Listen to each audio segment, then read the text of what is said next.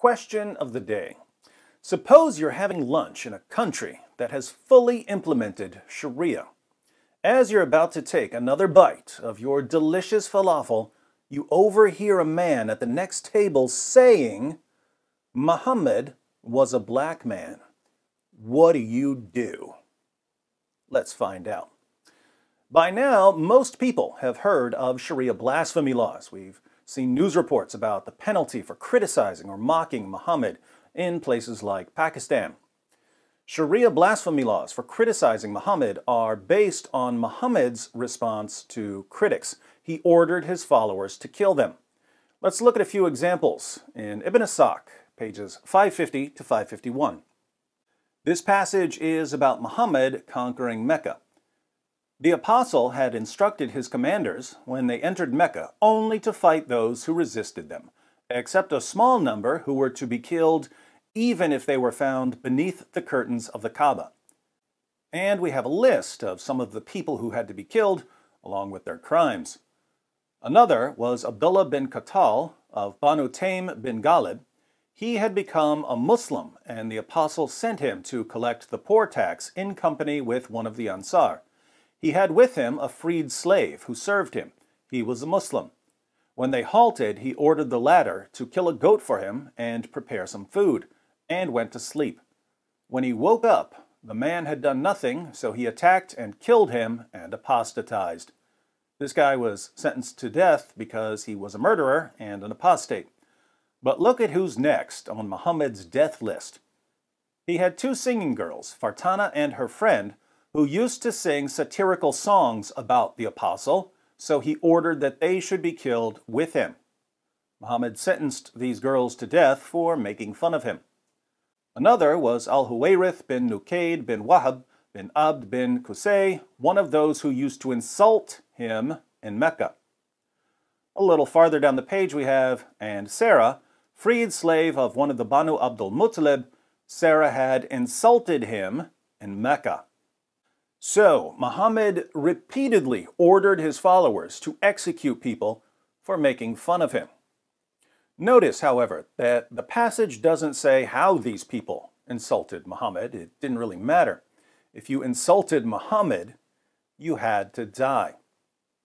This is why it became the rule under Sharia to execute people who insult Muhammad. Obviously, you can insult Muhammad in a variety of ways, but I find it interesting to go through the Muslim sources and see what Muslims regarded as an insult punishable by death. And Muslim scholars came up with some interesting criteria. For instance, if you denied anything that Muhammad said about himself, you were calling him a liar, so you would be killed. If you said that he was ugly, you had to die. Muhammad's companions were so obsessed with their prophet being white that they wouldn't merely say, as they often did, that he was white. They would take things a step further by going body part by body part, describing the whiteness of his shins, and the whiteness of his thigh, and the whiteness of his leg, and the whiteness of his stomach, and the whiteness of his forearms, and the whiteness of his armpits, and the whiteness of his cheeks. If Muhammad's companions were this obsessed with Muhammad's epic whiteness, it was clearly an insult to falsely claim that he was black. And this is exactly what Muslim scholars concluded. Hence, we read in Qadi Iyad's Ash-Shifa, one of Islam's most popular and respected books on Muhammad's life and teachings, page 287, Ahmed ibn Sulaiman, Sahnun's companion, said that whoever says that the Prophet was black is killed. The Prophet was not black. Calling Muhammad a black man was a death penalty.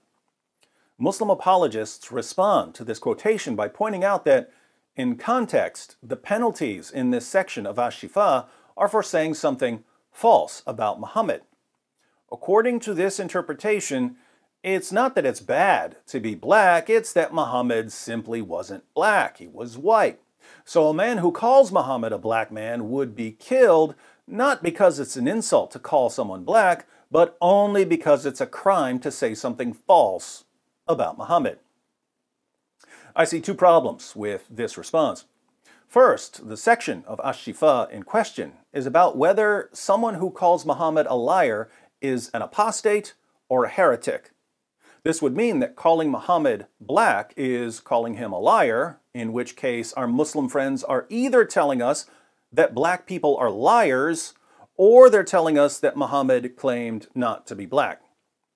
I can't think of a passage where Muhammad said that he's not black, so our Muslim friends must be claiming that black people are liars. Second, we find the same penalty mentioned in another section of Ash-Shifa. We read on page 275, Ahmad ibn Abi Sulaiman, the companion of Sahnun, said, "Anyone who says that the Prophet was black should be killed." This penalty is recorded in a section titled, "The Judgment of the Sharia regarding someone who curses or disparages the Prophet." So, if you call Muhammad a black man, you're either cursing him or you're disparaging him, or both. Which is it, Muslims? Returning to our question of the day, if you're having lunch in a country that has fully implemented Sharia, and you overhear a man at the next table saying that Muhammad was a black man, what do? If you're a devout Muslim, you bear witness against him and have him beheaded for cursing and or disparaging your white prophet. More timeless wisdom from the religion that Malcolm X and Muhammad Ali and countless others who never bothered to read its sources converted to because of its wonderful but imaginary emphasis on racial equality. Until next time, terrorize that like button, subscribe, click the bell for notifications, and watch one of these videos. Muslims especially should want to learn everything they can about their prophet, who was whiter than Taylor Swift in a snowstorm, so that they can avoid being executed for denying it.